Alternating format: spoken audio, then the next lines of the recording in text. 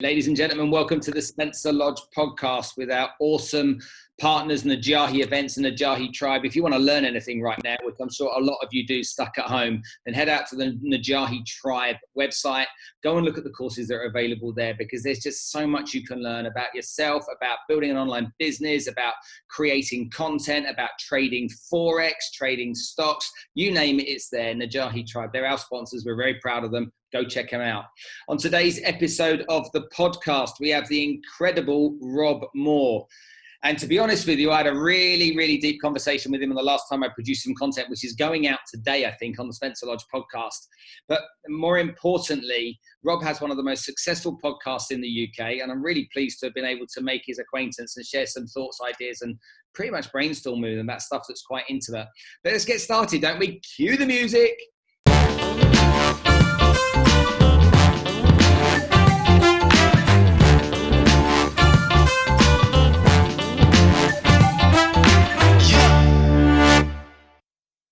Rob, cheers. Thank you again. Your message that you sent to me after we last spoke at the event, when you reached out to me and you said, Spencer, if there's anything you need any help with, if I can do anything to help you, that meant a lot to me, and I genuinely appreciate that. So thank you for sending that message. A few things I want to talk to you about today. I want to talk about kind of like some surface things, and then we'll go a little bit deeper. I've got Grant with me next week, Grant Cardone on the 27th with me. I listened to your interview with him, and I thought it was really interesting, your interview with him, covering a few issues. So I just want to cover those quickly. What was your take on the whole Jordan Belfort thing? Okay, so I think Grant wouldn't mind me saying this. I think we've become good friends. Mm-hmm. Spent a fair bit of time with him. He's only one of 3 people that I've interviewed on my podcast 3 times. And I mean, Grant's got a massive fan base, as you know, but he's also got a cohort of people who don't really like what he's about. Maybe they think he's a bit simplistic, maybe a bit, of an American marketer, but I think he's quite misunderstood. And I know him, and I ask on my podcast, my guest, this question all the time, and I'm going to answer it myself really quickly, Spencer. I ask my guests, what one thing do you think is wrong with the world that you would like to change?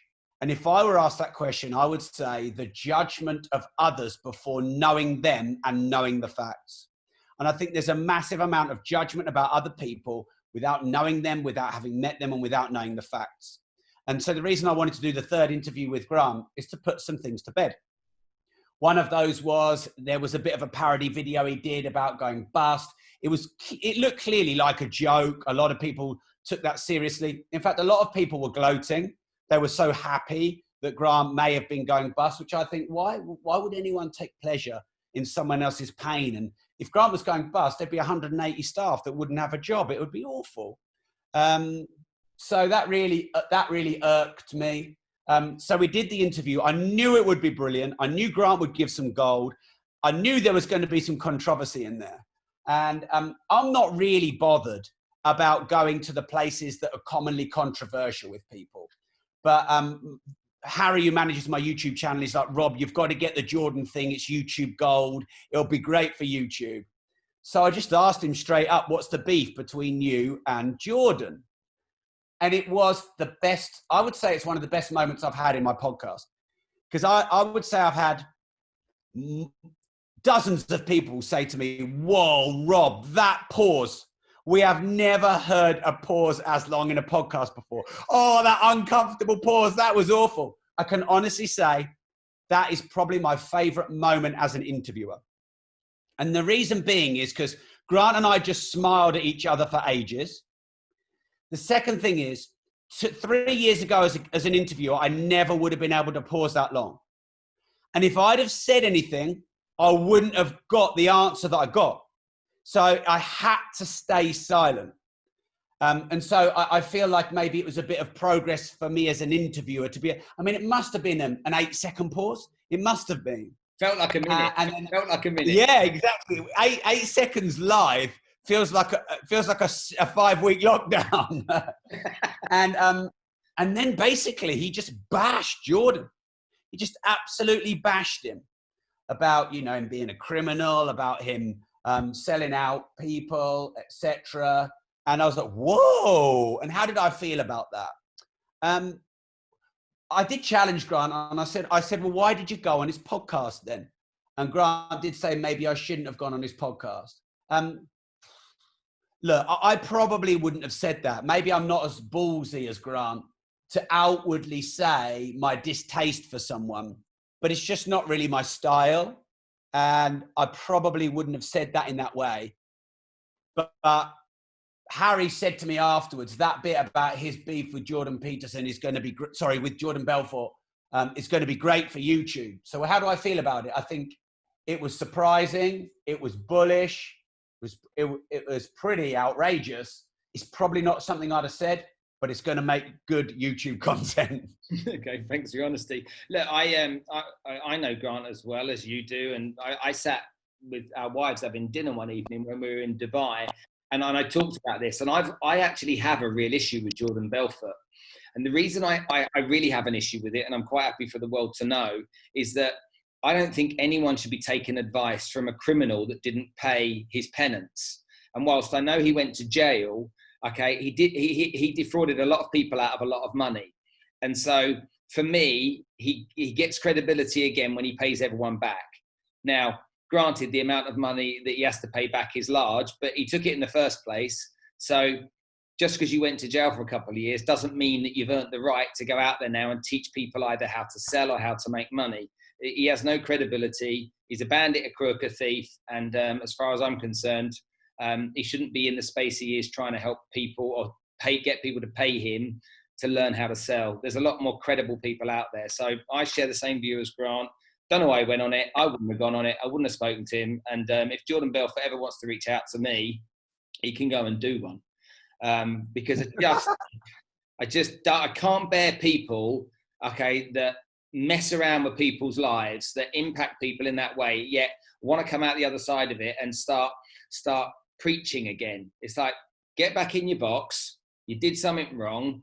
You've been to prison, pay people back, then come back, and then you can stand there and you can put your halo on your head and your wings on your shoulders and you can start to preach. So I'm glad that you asked Grant about it, because I really can't stand, I really just can't stand Jordan. Okay, so Can I just jump in and ask you something, Spencer? Because when you express that, I'm experiencing a paradox. On the one hand, I admire your clarity of vision and values and courage to, openly state how you feel and the truth that you express. I admire that.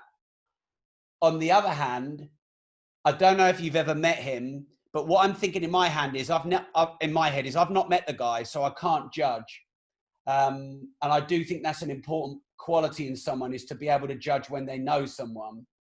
How much of the truth do we actually know? Because obviously we've seen a film which is glorified for TV. And doesn't anybody deserve the right to try and start again? The judicial system has judged him. He served his time. Now, by the way, I'm not putting my own values on here. We're having a conversation, Spencer. But the other paradox I'm in is, doesn't he deserve to start again and try and build a business and a brand? What do you think about that?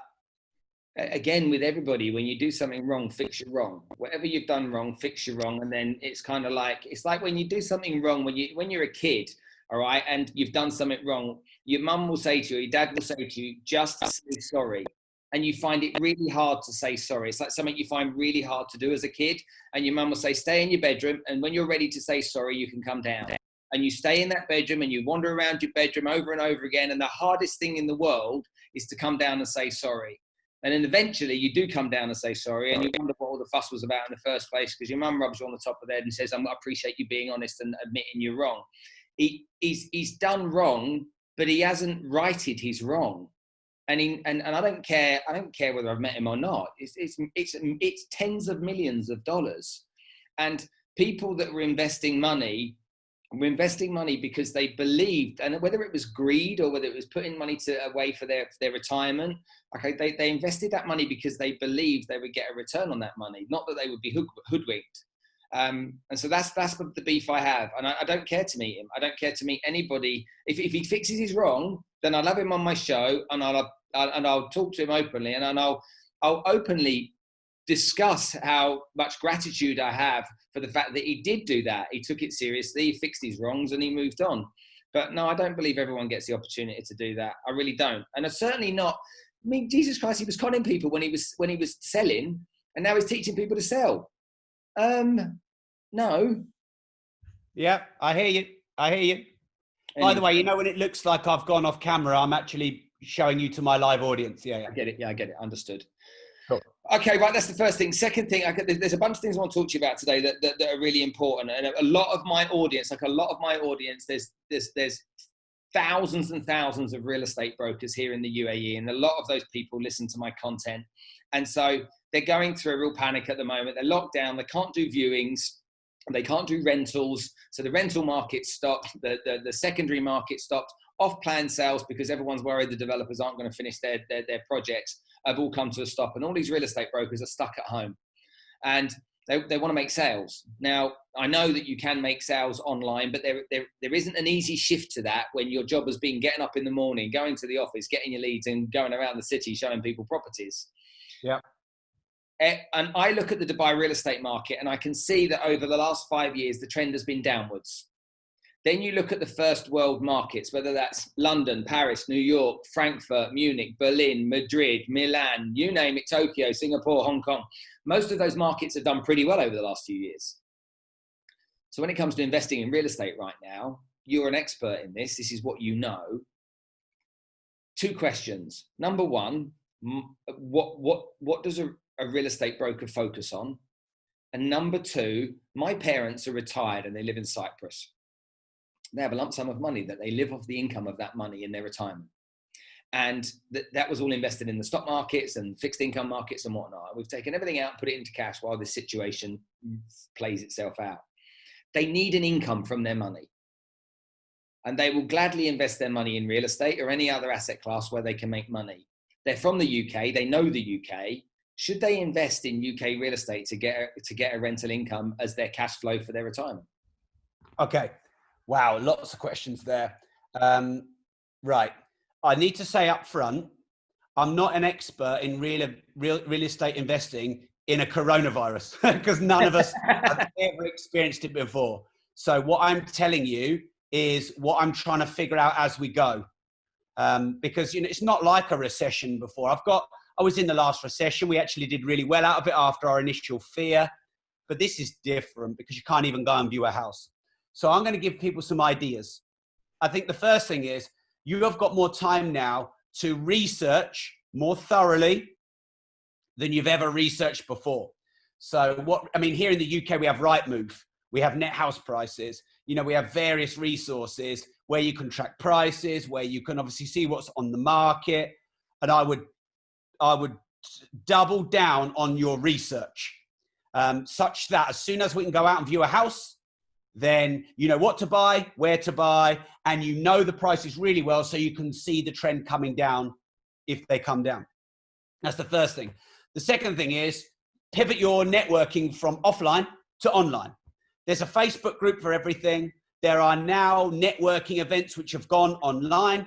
I have a company called Progressive Property Network. It has 30 networking event franchises in the UK, and they're all going online. So you've now got to find your investors, your partners, your tradesmen and women. You've got to find them online. And they are online because we're all online now. That's the second thing. The third thing, though, which is the most exciting for me, is where's the disruption opportunity? And for me, some areas of disruption right now are one, remote viewings. Because let's say it's 6 months before we're actually out of lockdown properly. Anyone who can really make remote viewings good with virtual reality, or because a lot of estate agents are trying to do remote viewings, they're doing little video walkarounds. They're a bit like the internet was with dial-up, you know, they work, but they're not great. I know estate agents, obviously, and they tell me that they are doing video viewings, but it's not quite the same. But 15 years ago, people were saying, oh, well, I would buy stuff online, but I won't buy clothes because you don't know how they fit. And now everyone buys clothes online. So that is a massive opportunity for disruption. Real estate brokers, investors, and companies who get the technology and it's like a race to create this virtual reality viewings.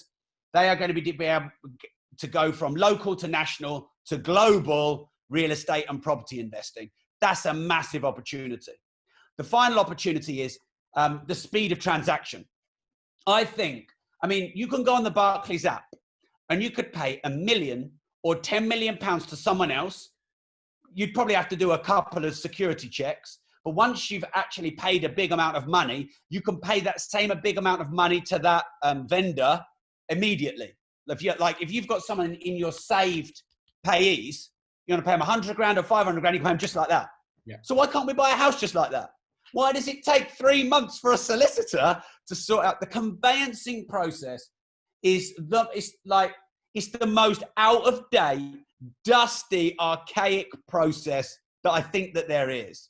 That is ripe for disruption, whether it's blockchain or some kind of internet technology, whereby there's no reason why you can't exchange and complete simultaneously. There's no reason why it can't take an hour or a minute. Why does it have to take 3 months? So they're the 4 areas I reckon that real estate investors, property investors in the UK and across the world, they're the opportunities. Now, for your mum, your dad, and people like those who have 250,000 people in Cyprus right now, retired, living off their retirement income. There's a chunk of those people, I don't know the exact number, but there's a chunk of those 250,000 Brits that have got cash because they've come out of investments and they don't know what to do with the money, but they must get an income because that's what they live on. And so this is not my mum and dad with their few million quid they've got. This is like a lot of people. And there's a massive opportunity if we can provide something to them that can give them an income on their money every month or every quarter, okay, that they can, is low risk and is safe. Okay. So low risk and safe means relatively low return. Just want to make that 3, 4, 5% tops. Oh, yeah, cool. Yeah, I mean, you can get a better return on capital employed. So yeah, that's a sustainable figure. The good thing about UK real estate, UK property, is the rest of the world love it. They love the red brick. They love the Queen and the royal family that we have here. And actually, it's a haven. You'll know this, but a lot of people in the UK don't know this, but it's actually a tax haven as well for a lot of overseas investors. It's probably one of the most secure, most historic, least volatile property markets out there. Yeah, exactly. So in that regard, it is a pretty good real estate investment. The big challenge for overseas people is getting the money to the UK, and going through money laundering and, being able to get a bank account, credit, etc. if you've not done that before. So you want to make sure you speak to a good broker, a mortgage broker, who's able to do that, who's dealt with expat investing or overseas. Hold on, Rob. In this case, you don't have to worry about it because in this case, these people are sitting on the cash. They don't need to borrow money. Okay, they just need to get their money into a piece of real estate that can pay them that yield, because if they get a mortgage, the mortgage is then going to have to be serviced by the income from the property. So it's the I've got this lump sum of cash. I need to make a 4%, let's say, return on that money. Like my mum and dad, they trust UK real estate, and so should I buy there though? Should I buy there? Is it a good thing to do? Can I feel confident I'm going to be able to get a rental yield around about that much without too much hassle? Well, yeah. I mean, I obviously invest in the UK, and I invest about 75 miles north of London, and the yields go up from sometimes as low as 2% up to 6-7% with that 75, 80 mile trip outside London. So maybe one little known tip would be outside the M25, maybe look at 70, 80, 100 miles outside of the epicenter of London. Because what do most overseas investors think? London, because it's obviously the big city. And London's pretty secure and solid. And when it goes up, it goes up. But the yields are low because the price relative to the rent is high. So the price relative to the rent is high. The rent relative to the price is low. So Milton Keynes, Peterborough, even move a bit more north. Basically, get to King's Cross in London and get on the train that goes north to Scotland, the main train. And you'll go through Peterborough, you'll go through, I think you go through Lincoln, that train line, which is going to go from nearly an hour from Peterborough to London to about, 35, 40 minutes. That I think that's going to push the prices right up because it's going to reduce the commute time, which means it's going to send people out of London into Peterborough. So my house here, I have a 7-bed house, and in central Mayfair, you're probably talking 10, 15 million quid. I paid £575,000 for this house when I bought it 6 years ago in Peterborough. So, there's the yield out of London is significantly better. So what are your obstacles then? What are your risks? What do you got to be aware of? One is remote investing. How do you know what's a good property and a bad property? How do you know what a good letting agent and estate agent is and a bad one? How do you know a good refurb team from a bad one? So somehow you've got to find an area where you can find someone you trust to manage getting that property sourced and let out. Usually, not always, but usually once a property is let out, you'll have a tenant for 6 months to the rest of their life. And, normally we've only got, 2-3 changeovers every decade for tenants. So once you're in and you've got a solid tenant, you're normally good. But you've got to find the right property in the right area at the right yield. So that's one of your hurdles. But ultimately, the rental market is basically more dense and more demand than virtually any other country in the world. There's not, in America, there's way more land mass and way less people, for the land mass and the number of houses. There's deficit of hundreds of thousands of dwellings versus the population demand. That's why in UK, there's loads of room rentals, little studio flats, which you don't see in a lot of cities in, say, for example, America, that the house size is much smaller. I mean, if you look on my street, there are some really big houses here, but all the new ones, there's 2 beds and 3 beds, and they're pretty small. So the population demand in the UK, and especially around London, is significant. So they're all big ticks. So you could do a lot worse putting your money into UK real estate, but I probably would try and find somewhere outside of the M25. Okay, good. Excellent stuff. That was a question for me, Mum. Okay, let's Mum, just so you know, Rob's given that one for you, okay? So you can reach out to him and send him a thank you message, okay? Right, moving on. By the way, if anyone wants any help with that, by all means, they can reach out to me. We invest in Peterborough. We've got hundreds of properties here. We've got a letting agency that manages 850 odd here. It's not really, I'm not promoting a service or anything, but look, if anyone just wants a bit of help or put in touch with the right person. Okay. I know my mum's 75 years old, but she's an Instagram queen. So I know that I can get her in touch with you quite easily, and also all of her friends as well. Okay, good. Now, we're all going through this strange old time with coronavirus. It's a bit weird and a bit unusual. Obviously, we all want to be out there and we all want to get back to work, but we can't. And because we can't, we're stuck. And does that mean we can't move forward? Or does that mean we just have to sit tight and just hold tight and be patient and, I don't know, meditate our way out of this? If someone finds a course where they can meditate their way out of this and make a load of money with their legs crossed and their fingertips touched, I will buy that course. You're asking the wrong person. I know you know that, Spencer. Look, I think if someone needs to reconnect, they need to center themselves, if they need to reevaluate their values, and if they need to, they're going to use this opportunity to take time to plan the new direction of their life. I respect that. Do it. But, and this is my word of warning, don't use that as an excuse to try and wait this out, because they extended the furloughing for another month. I was very surprised they did that in the UK, Spencer. I didn't think the government would really be able to afford to extend the furloughing. They furloughed 3-month furloughing. So 80% of staff members' wages up to £2,500 was paid by the government. although it's not been paid yet. And I thought, there's no way they're going to extend that, because that's going to be hundreds of millions, if not billions of pounds. And they did. And that tells me how long they think it's going to last. So we could still be months before things get to normal. And what is normal? I'm not really one for waiting to see what happens. I'm one for making things happen. So all I can really say is what I did, because when the news of this first kicked off, I don't mind admitting this, I'm sure I'm not alone, being honest. I didn't take it that seriously in the early days. I thought, whatever.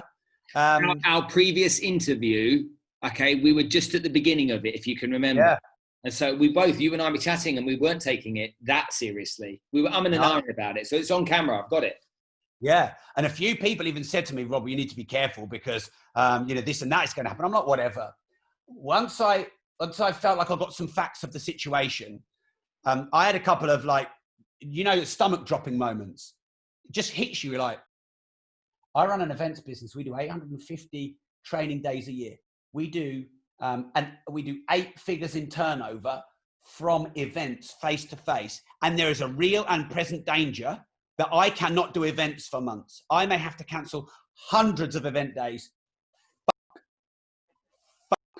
And when I got those moments, the way I dealt with it was to lock myself in I've got this living room that I'm in here. It's like my little Zen place. I've got my hi-fi is like my favorite material item. Forget my Lamborghinis and Ferraris. My hi-fi is far more sacred to me. You can take everything, just don't take my vinyl. Just don't take my vinyl. And my therapy through that fear was make a plan B. And it all happened so fast. Make a plan C, make a plan D, make a plan E. And I probably made about a plan G. And I decided that I wasn't going to lay down and furlough myself and pray. I was saying to everyone before the government did the furloughing, the government will not save you. The government will not bail you out. Do not wait for the government to bail you out. Now, fair play, hat tip to the government, credit where credit's due. That is a fucking impressive decision because it needed to happen. But you cannot wait and rely on an external source to save you. So, and I didn't expect it. So I basically thought, what's the opportunity here? Now, one of my mentors, Dr. John DeMartini, he would say there is no one-sided downside or one-sided upside. So he would say, this virus is not all downside. What's the upside? What's the opportunity? What's the lesson to be grateful for? And for me, it was, I'd been planning for years an online book writing course, an online teaching and, creating courses online course. We wanted to relaunch our e-commerce course online. We wanted to do a multiple streams of income online summit. There's just 5. I've launched all 5 in the last 6 weeks. All 5. What story? Yeah, all 5 launched. We've done nearly £1 million in online course sales in the last 4 weeks. And much? Why didn't I launch those before? How much? About nearly £1 million cash in bank in online course sales in the last probably 5 weeks. Now, look, that's not as much turnover as we'd normally do, Spencer, but our overhead has gone from nearly £1 million a month to probably 350 grand a month. Yeah. So we slashed it. That was really important to do. So for me, it was just working out what's the pivot, what's the opportunity. And it's either something you already do, but it goes online, or something you've wanted to do for years that now you have an opportunity to do now that you have time freed up. And what a lot of people are perceiving is, I can't work. That's downside. Well, there's a lot of people would pray not to work. So now you've got your dream, which is not to work. How are you going to use it as an opportunity? Start your second income stream. Start your home-based or your online business. Start your e-commerce shop. Let me just read something out to you, Spencer, really quickly, if I can find it. For you guys on Insta, this is Rob Moore from The Disruptive Entrepreneur. He's a hugely successful podcast in the UK. over, I think, 10 million downloads on it right now, and growing. He's a god. Go and follow. Okay, you guys, go and follow Rob Moore's podcast. He's outspoken, controversial, says what's on his mind, but actually he's got some real gems of information that can help a lot of you right now. So Rob Moore, a disruptive entrepreneur. That's very kind of you, Spencer. So there was a report released by Tier 11 marketing agency. I'm trying to find, and they're basically the 10 areas. Let's have a look if I can find it. The 10 new areas of marketing angle or niche that's really big right now. I can't find my list. I will, but I can definitely remember some of them. So productivity is one, hugely increased search because people now don't know what to do.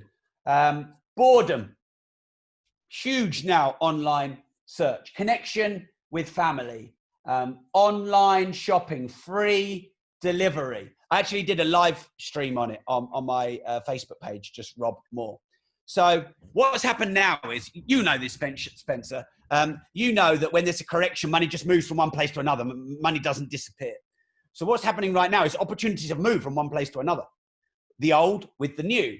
Now, most successful people who've been through cycles also know that many of the biggest businesses in the world and the most successful people on the planet are born out of a recession. And we know that order, chaos, order, chaos, order, chaos. Destruction, construction, destruction, construction, destruction, construction. That's what evolution is. So right now we're just going through a shift in evolution. So I want it to be one of the quickest to work out. What's the new world order? What is the new opportunity for me?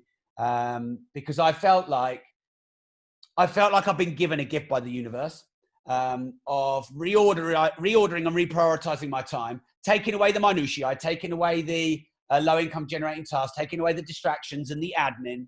Because in the 3 or 4 weeks, Spencer, after the lockdown, I got up at 4 a.m. and I worked through to 9 p.m. And I've never done that before. I've always got up at 5:30, but I'll usually work till 11 a.m. or 1 p.m. or even if I'm really busy, 3 p.m. or even 5 p.m. if I'm really busy, but I won't work beyond that.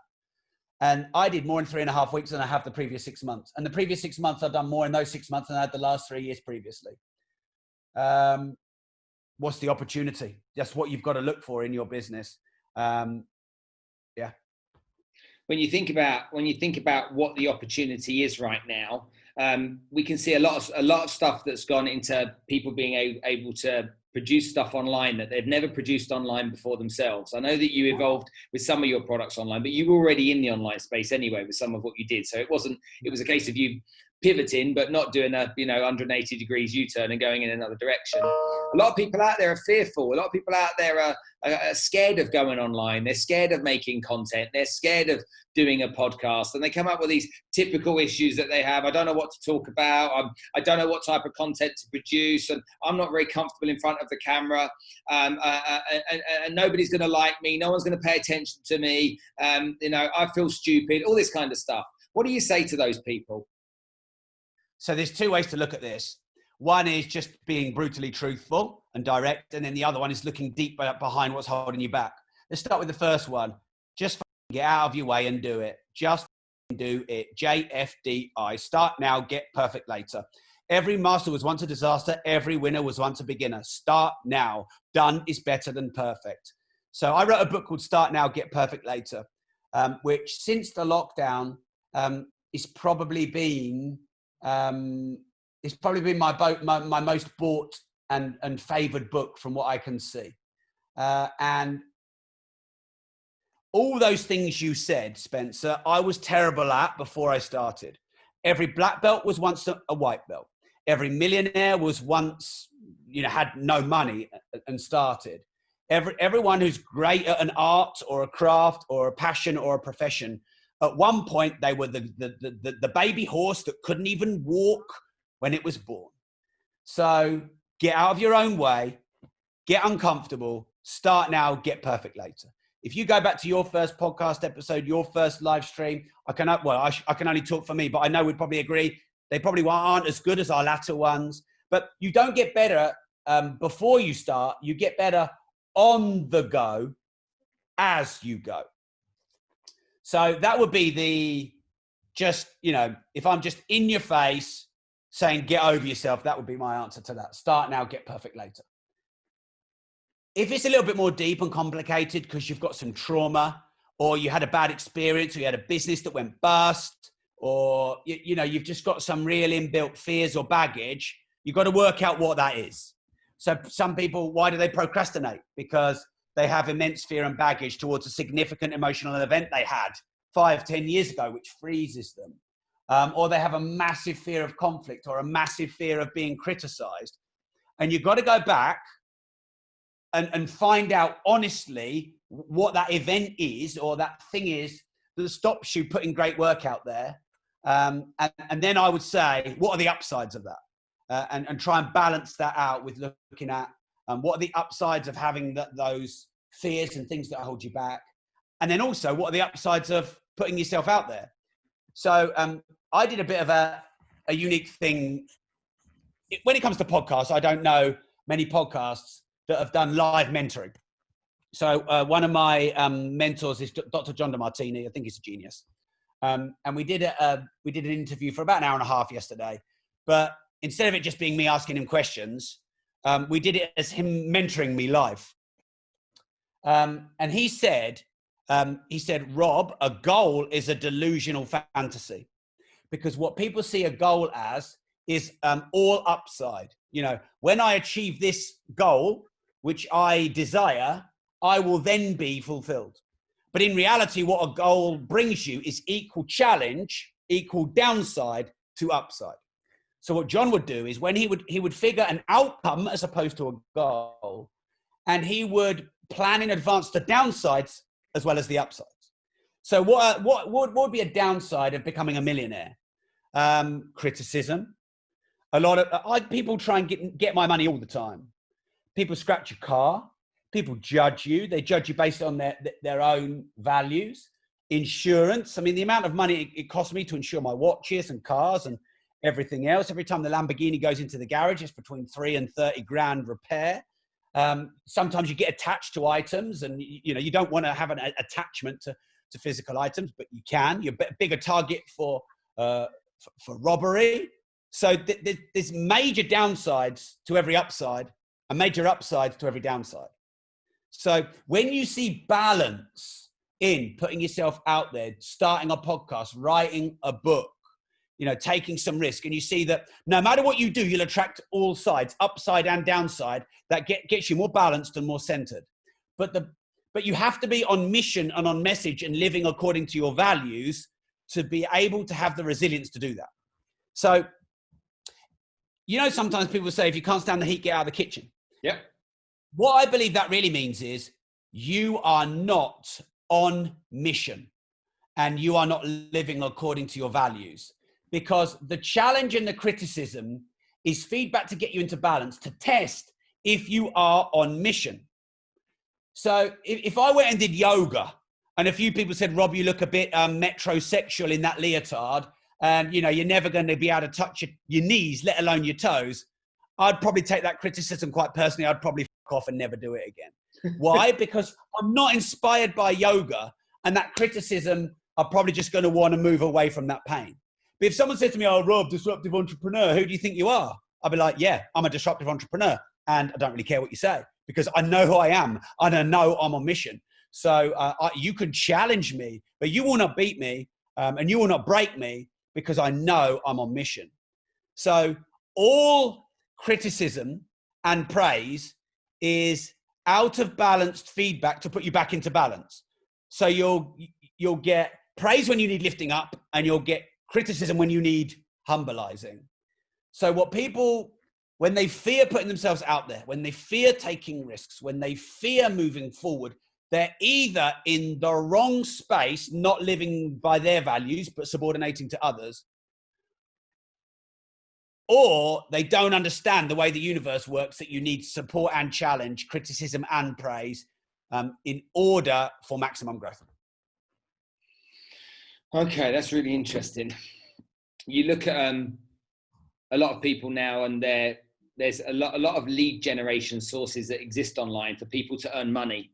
And so whether it's, the real estate industry, whether it's other industries, people are doing online lead gen, whether that's funnels and all this kind of stuff. And so lots of people in sales, are waiting for their employer in many cases to provide them leads. And when I talk to them about the value of producing content, they all want to know how that content can make them money now. But I say, you've got to earn it. You have to earn that opportunity. And that means you've got to produce valuable content for a period of time so that you position yourself as an expert within whichever industry you're in.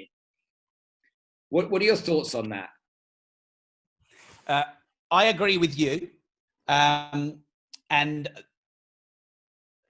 you can generate leads quickly, but you just have to pay more for them, and you have more churn and burn. So right now, let's say you wanted to accelerate the growth of running online training. You would probably pay between £4 and £12 for a webinar registration. You'd probably get 30% of them show up. And then if you are making some kind of commercial offer, you might get 2 to 5% of them to buy, maybe. And you'll probably have a percent of them, hopefully again, only 2 to 5% that would refund. So if you're prepared to pay the money, you can force grow your business, but you'll end up spending £1,000 to get a 1,500 quid sale. Or some people will end up spending 1,500 quid to get a 1,500 sale. Some people end up spending £2,000 to get a 1,500 sale. But that is the art of direct response marketing. So what's the trade-off for direct response marketing? Pay the money. And by the way, paying the money is no guarantee of success, because you can burn your money on ads easily without A/B testing.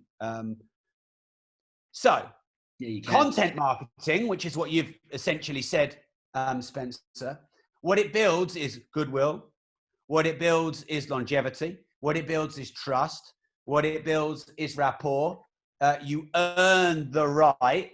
But of course that takes time, because human beings take time to trust people. Now, I don't say I'm doing one or the other. Why wouldn't I do both? Why wouldn't I test ads all the time on Google, Facebook, Bing, Amazon, wherever I can run ads? And why wouldn't I also put a lot of content out there? But if you nurture goodwill by putting a lot of content out there, you'll have a more qualified customer. If you want the hit, now you pay the money, but you have a less qualified customer, and you have a lot more churn and burn. And you have a lot less churn and burn when you build goodwill. So, you wouldn't plant a seed and come back the next day and go, well, for fuck's sake, where's my fucking tree? I got scammed. Give me my fucking tree. You wouldn't. You know a tree needs fertile soil. You know it needs sun, and you know it needs water. And you know you cannot force the growth of a tree. You can stand shouting at an acorn, go and grow, for fuck's sake. Grow. You can rant at an acorn, but it's going to grow at its speed. But of course, more fertile soil, more sunlight, more water in the right degrees, percentages, whatever, you're going to grow something sustainable and meaningful. But of course, once you've grown a tree, that tree will last hundreds of years. Now, I understand why people want content to convert more quickly.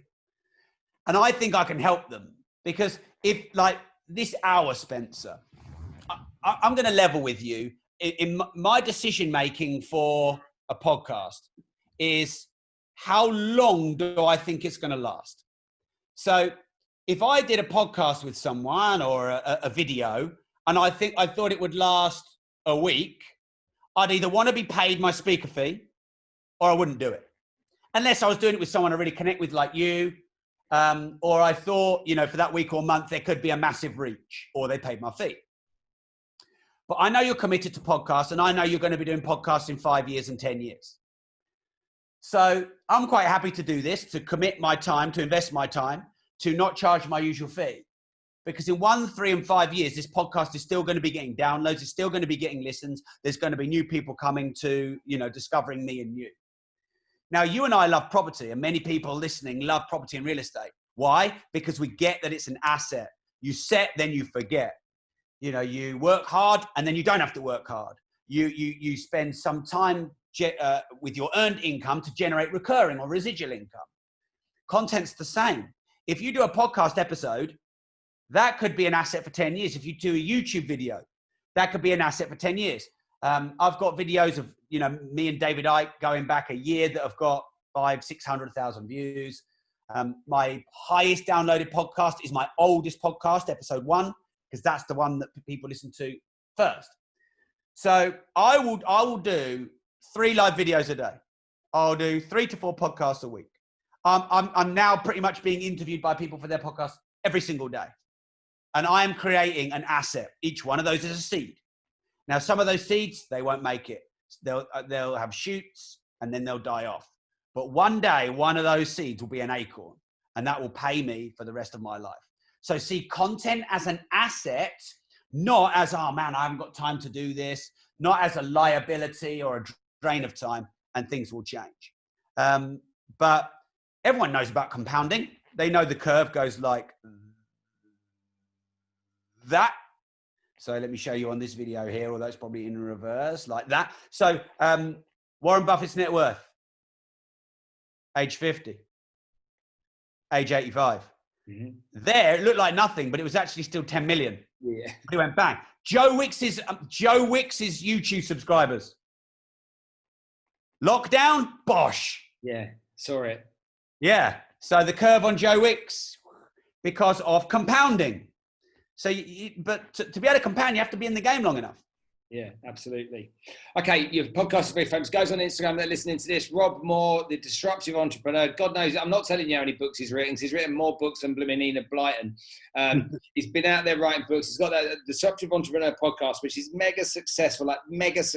And if you listen to podcasts, like I know some of you do, okay, go and follow his podcast. Genuinely, for me, go and follow. Do it for me if you don't want to do it for you, because you'll get a lot out of it.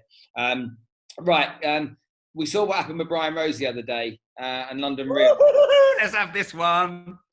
And Brian Rose of London Real, obviously we saw him go, he interviewed David Icke, then he went for a second interview 19 days later and interviewed him live. And on the back of interviewing David live, London Real was pretty much pulled down from Ofcom instructions across many different channels. We also saw that the BBC were writing about the article, not referring to Brian, but referring to David Icke, talking about controversial relationships between 5G and the coronavirus. Now, what David Icke says, you can take or leave, that's entirely up to you. What flabbergasted me about the whole thing, though, was the amount of attention that it got. And when you talk about this kind of stuff, is it because controversy attracts a lot of attention? Or, David, you've interviewed him, or do you think he makes a lot of sense? So I want to do a shout out to London Real. I've passed some guests on to London Real, and I know that they've got guests after I've had them on my show.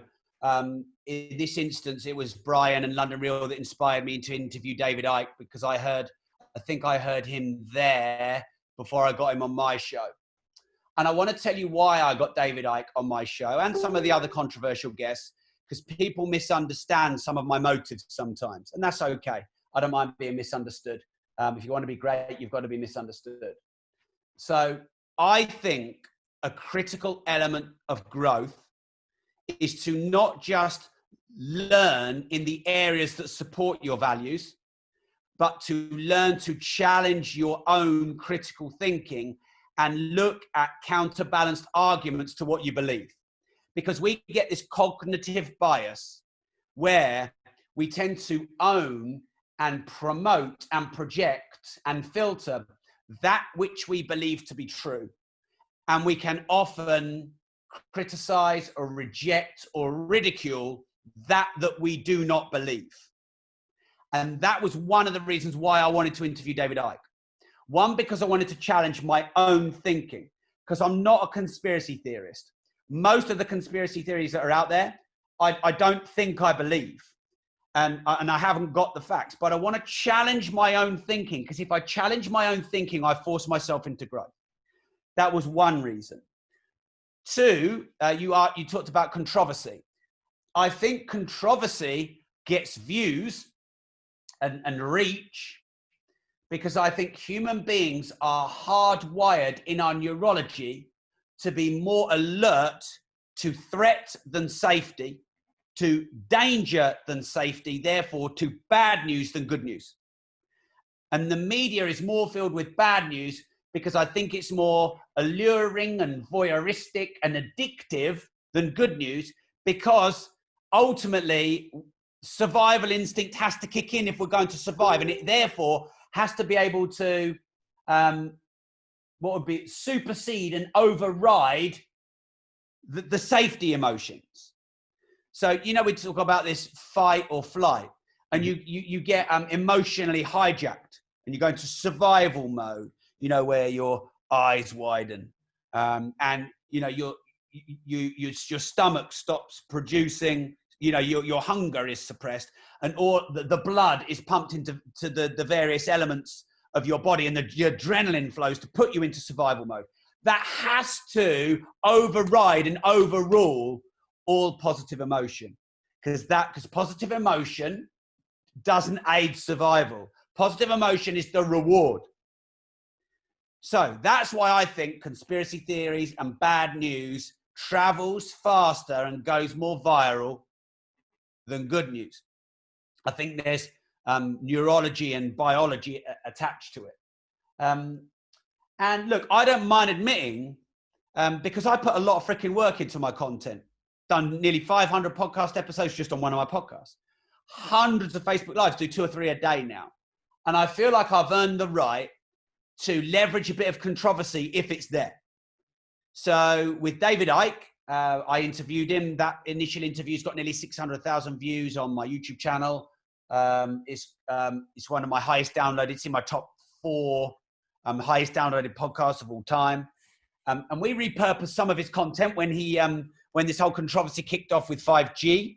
And we were getting 1,000 subscribers a day to our YouTube channel, just reposting David Icke content, because he was huge and hot and of the moment. Now, I chose not to use 5G and is, that link to the coronavirus, because that's not something I truly believe in. But when you're an interviewer, what you do is you curate and you draw out content from your guest. And then what I do on my podcast and on my YouTube channel is I present that content. I think he's fascinating because he's polarizing. I think he's fascinating because I think you can see some extreme views. I think in order to be great, you need to have strong challenge and probably need to be ridiculed. And so you could argue that what David Icke does, he's one of the best at. And people who ridicule him just don't understand that they don't have the same set of values to him. And I know I don't have the same set of values to him, but I don't ridicule him because I think he challenges me to think in a critical, non-self-aggrandizing way. Like, I believe I should go on a pursuit of truth and education and awareness. But as soon as I'm going to use a phrase that we all know. I don't feel I get sucked into this too much, but I'm going to use this as a phrase. As soon as we start to believe our own bullshit, then if we don't humbleize ourselves, the world will humbleize us. It will chuck criticism at us until we are humbleized by the world simultaneously. So I try to do that myself. I try not to let the ego get the better of me. And I try and understand that the more I learn, the more there is a counterbalanced view. Like when I wrote my book, Money, I studied communism as well as capitalism because I tried to create the counter argument to the argument I was trying to offer. And that's why I'm happy to interview Katie Hopkins and David Icke and some very controversial guests. I think I enjoy controversy. What I don't agree with is that how London Real ended up in that position, because I really value the work that Brian Rose puts together, and I think he's worked really hard over a long period of time to build that business and to build such great content he brings across to so many of us. I love his stuff with Dan Pena. I think that's just hilarious. But I think he just gets, he puts a lot of time and effort into it. Just like I think with Tom Bilyeu with Impact Theory, again, I just think he puts a lot of time and effort into making sure he produces good quality content. I know you're conscious of time because I know you've only got an hour for me. I'm very aware of that.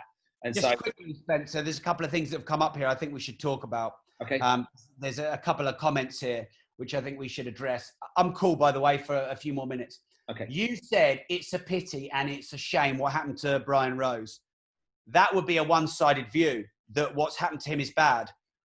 Would I like a video to go viral and have 10 million views and then be taken down? Yeah. Because we're talking about it now on this podcast. He's able to use it as marketing. He got his LinkedIn account shut down. He's marketing that. He's doing a round 3 with David Icke. This is one of the most talked about videos on the internet. So, you know, he doesn't need our sympathy, you know, because remember, he still got those 10 million views, didn't he? Yeah. And would you rather have a video with 10 million views and then it's down, or a video with 100,000 views and it's still up? So I just thought it's important to say that there will be massive upside opportunity for this, for London Real and Brian Rose. That's the first thing. The next thing, and I think this is a good question. Well, I'd say it's a challenging question. And Matt here has said, if I interviewed someone like David Icke, isn't that giving him the oxygen of publicity that may fuel his conspiracy theories? I'm going to answer, and I'd love you to answer it, Spencer, because I think you'll have a more direct answer than me. So my answer would be that is a projection of, so Matt asked this, of Matt's values.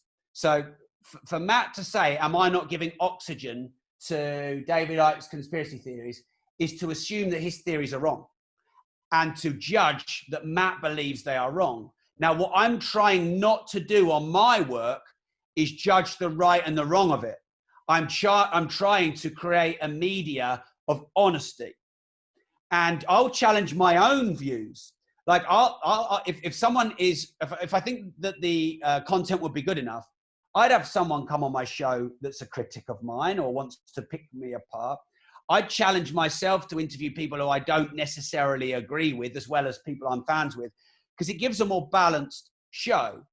And I would also argue that someone like David Icke doesn't need me to leverage him, because I think he's already got a big platform. But what would you say to someone who says, interviewing someone like David Icke, isn't that just giving him oxygen? Am I going to be doing anti-vax and flat earthers next? Well, flat earthers, I think, is a whole other category. But David Icke has an opinion, and he's independent in his opinion, and nobody has to agree with it. But why shouldn't he be able to voice his opinion? Why shouldn't he be able to say what he thinks? And a conspiracy theorist that backs not everything up with data, but a conspiracy theorist that backs stuff up with data should be allowed to be heard. So if David Icke contacted me and said, "Can I come on your show and can you interview me?" I'd jump at the chance. Not that, again, I would agree with everything he says, but what's wrong with someone sharing their opinion and views? I think Matt is his name, isn't it? I didn't know you were the Oracle, Matt. So and until we know for sure about anything, then I think everyone should have the chance to stand on the soapbox and voice their thoughts and opinions. So Matt has said here, I don't believe he's wrong. I don't believe anything. I rely on facts, on empirical evidence. And okay, that's great. Have you got that empirical evidence? Can we have it? Because right now we're going through the coronavirus, and everyone's now doubting what the WHO was saying the other day when this all started. So there's God knows how much going on about there in terms of misinformation. What are the facts? But nonetheless, can we not share opinions? Can we not share thoughts? Can we not share ideas? Can we not debate situations? Because everything that I know, do I know it to be absolutely true for the rest of the world? Not always. Yeah, I think that's a good point, Spencer, because what I've discovered in life, and I'm a humble student, not a master of life, but what I've discovered in life is the more I learn and the more aware I become of things, actually, the less I realize I know, and the more I realize there's an infinite amount of information out there, and it humbleizes me to realize I don't know a lot. And I think you've got to be careful where you get your facts from and what are facts And just because, so Matt's saying here, it's better to share facts, but how can we know that what Matt believes, say believes, for example, there's not evidence of 5G causing harm, but maybe someone like David. There's a load of people out there the other day that when the World Health Organization came out with that information, that Imperial College study was done, load of people took that information and said it was gospel, it was fact, it was true. Only to find out that everyone starts to, retract themselves and start going, well, maybe it's not true, maybe it's this, maybe it's that. But in that moment, when Imperial College came out with it, it went onto the news, everyone went, well, that's the fact. So, what are facts? In every, I don't mean in every single situation, okay? But what are facts? And a lot of the times it's opinion, it's thoughts, or it's interpretation, okay, of someone's opinion or someone's data. And again, even if it is data, it's how do you interpret data? So, and you're right. I know I'm 50 years old in 2 weeks' time. I know nothing about nearly everything. Okay. I know a little bit about a couple of things, and I've traded on the back of that for a number of years. And every day is a learning experience. And when we're younger, when we're in our 30s, I don't know how Matt is, but when we're younger, we find it much harder to learn because we think we know more. It's only as you go through a cycle, get into your 40s, you realize you don't know as much as you did know. And that opens you up again to wanting to learn and consume information that you think may be valuable to you. But how many times two people stood there together and gone, I bet you 50 quid this, and the other one's gone, I bet you 100 quid that. They both think they're absolutely right and bang on the money. So who is right? Yeah, who is right? I think, what I want to promote on my podcast, The Disruptive Entrepreneur, number one is I want to interview guests that people go, whoa, I never would have thought of that guest. Because there's so many great people you could interview, who are probably on lots of podcasts and probably would be your more vanilla standard choice. But I always want to challenge myself. And David Icke certainly did that. And I think we need to, I don't know, I feel like it's wise to see an event, a person, a discussion, and a subject from all sides. I'm a fan of capitalism, but if I don't study socialism and communism, I'm myopic and one-sided. And in reality, I don't even know if there is ever any extreme. Like I told you, one of my love is for hi-fi. So if you look at those speakers there, you have a bass response and you have a high-end frequency as well. So in music, you have the bass, the mid-range, and the treble. Yeah. And if you took one of those elements out, you don't have music. So, I think in conspiracy theories, you have to have the doomsday thinkers, and then you have to have the more, I guess, sort of conventional thinkers. And that argument and that debate creates tension, which creates growth and progress. So you can't have the yin without the yang, the up without the down. You cannot, most systems now in the world are not purely capitalist. They're sort of socio-capitalist, or some socialist regimes are actually more communist. And really we have a load of hybrid systems now. So there is no all bad about socialism. There is no all bad about capitalism. Let's be honest, I'd much rather have money than have to store all my goods and trade them for non-money. I want to buy... Mate, hold on a minute here. I'm married to a Russian that grew up in communist times, and I know her parents very well. And I tell you what, there's a lot of positives to be talked about how they lived their life. Okay, and the misinformation that a lot of us had around what that actually was, for us to poo-poo it, and everything that went with it. So I talked to a lot of them, and they're like, it was better. We had a better life. And you know what? I believe that and of course I'm still trying to figure this out. I believe, not I know, but I believe that one of the purposes of life is to grow, to evolve. Many great people I've studied, and if you study history, no human being gets up wanting to be smaller and know less and do less and be less. We have inside us a yearning for growth. Now, not in all areas.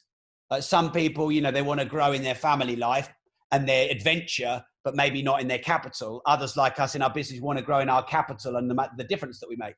But in our areas of highest value, I believe every person I've ever met and the people I've studied who are far wiser than me have said that every human being has an inbuilt desire for growth, progress. And so what do we need for growth? We need to disprove what used to work to prove a superior model. We need to create a hybrid of two good models to create a better model. We need to build, and then we need to destruct and rebuild. And that is evolution. And that is one of the human drives inbuilt within us. I believe that's been scientifically proven. Someone who's inspired in martial arts don't want to stay on white belt. They want to go back to white belt. They want the third dan, the fourth dan, the fifth dan. So, I think wisdom is looking at all systems like, socialism and capitalism, and looking at all opinions and going, okay, how can I create maybe a hybrid or something unique that enables me to live my values and to grow and to make a difference, and to be bigger and better. I believe that's a human pursuit. Rob, I just thoroughly enjoy talking to you. I get so much out of it. Guys on Instagram, I hope you've enjoyed listening to Rob. I really, really appreciate your time. For all of you guys out there that have supported Rob, yeah, he's a great guy, isn't he? And thank you for taking the time to listen to this today, you guys out on Facebook, on Rob's channels anyway. I really appreciate that. Rob, thanks, mate. I'll make sure I get this content to you. But yeah, I want to go into a whole nother subject that it's going to take half an hour, 40 minutes. Let's do another one at some point. And can we do a shout out for your podcast to my audience as well? Please, yeah, guys, if you want to go to the Spencer Lodge podcast, I've had Tony Robbins on the show, obviously Grant Cardone, Gary Vaynerchuk, Prince EA, who probably you've seen on social media. I've had Dr. Shafali Sabari, who's the psychologist on the Oprah Winfrey Show, and I have Oprah Winfrey coming to my podcast later this year. Last week, I interviewed, just quickly, a guy called Nick Yasik, who was 22 years on death row for a crime he didn't commit. Oh my God, it's been the most compelling content I've ever made. But anyway, thank you very much. Go check it out if you can. I'd appreciate it. And I just want to add to that, Spencer, it's a huge privilege to be in such esteemed company. I feel like the white belt among the black belts. So I just want to say thank you for, engaging in these conversations. I love chatting with you. I know we'll be doing a lot more of it. So thank you very much. Take care. Have an awesome few days ahead. And I hope you stay safe. And in regards to everyone in Peterborough. Bye, mate.